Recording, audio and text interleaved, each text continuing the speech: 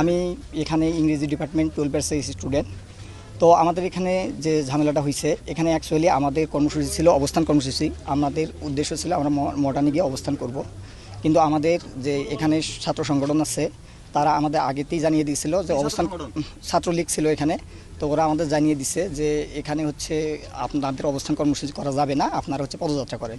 আমরা সেটাতে একমত হয়ে আমরা এখানে পদযাত্রা করার জন্য ইচ্ছুক ছিলাম, কিন্তু তারা পরবর্তীতে আমাদের আরও ফোর্স করে আমাদের যে সবার সাথে কথা ছিল আমরা হচ্ছে পদযাত্রা করে চলে আসব। কিন্তু আমাদের যখন ক্যাম্পাসের গেটে যখন চলে গেছে তখন ছাত্রলীগ সহ বাকি স্যাররা যারা আছে তারা আমাদের হচ্ছে বাধা প্রদান করছে।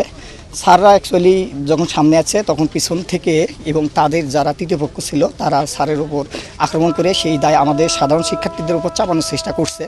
এই রকম যে আন্দোলন থাকে সেই আন্দোলনগুলোতে বরাবরই ছাত্র তৃতীয় পক্ষ ঢুকে এবং সাধারণ শিক্ষার্থীদের উপর দায় চাপানোর চেষ্টা করে। তাই আমি আপনাদেরকে নিশ্চিত করতেছি যে এখানে কিছু করে নাই নাকি?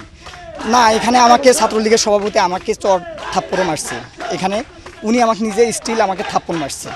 এখানে কথা হচ্ছিল আমাদের এখানে আমরা গত 9 দিন ধরে এখানে আমরা অনুষ্ঠান করতে সমাবেশ করতেছি। এখানে কোনো প্রকার আমাদের সাধারণ শিক্ষার্থী বিশৃঙ্খলা করে নাই, কিন্তু ওনারা আসার কারণেই এই বিশৃঙ্খলা হয়েছে। এই দায়ভার সাধারণ শিক্ষার্থীদের না।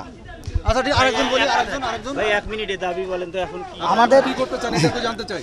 আমাদের দাবি আমরা এখন বর্তমানে এক দফাতে পৌঁছাইছি, সেটা হচ্ছে সকল প্রকার অযৌক্তিক এবং সকল প্রকার অযৌক্তিক কোটাগুলো, বৈষম্যমূলক কোটাগুলোকে দূর করে প্রথম থেকে চতুর্থ শ্রেণী পর্যন্ত যথাযথ কোটা সংস্কার করা। আর এখানে আমাদের হচ্ছে বিচার বিভাগের সাথে আমাদের কোনো সম্পর্ক না, আমাদের সম্পর্ক হচ্ছে নির্বাহী বিভাগের কাছে। কারণ আপনারা জানেন সংবিধানের 29 নম্বর অনুচ্ছেদে বলা হয়েছে সরকারি চাকরি ক্ষেত্রে সকল নাগরিক সমান সুবিধা ভোগ করবে।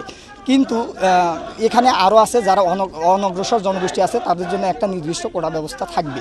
এটা কোটা ব্যবস্থা কিছু সংখ্যক অনগ্রসর জনগোষ্ঠীর জন্য এটা সাংবিধানিক অধিকার, কিন্তু 18-এর পরিবর্তে যেটা করা হয়েছিল এখানে আজকের এই ঘটনায় আপনাদের কি